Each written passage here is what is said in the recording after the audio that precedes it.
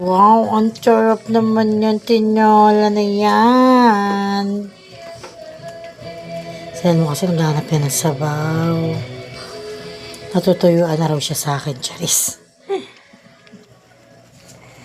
Yummy! Tinola for our dinner for today's video. Ay, dapat pala may ganon.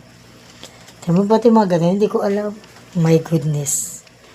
Simutin mo naman yung mga ano dyan, malunggay. Hirap-hirap nga ako himayin yan. Yung paibusin.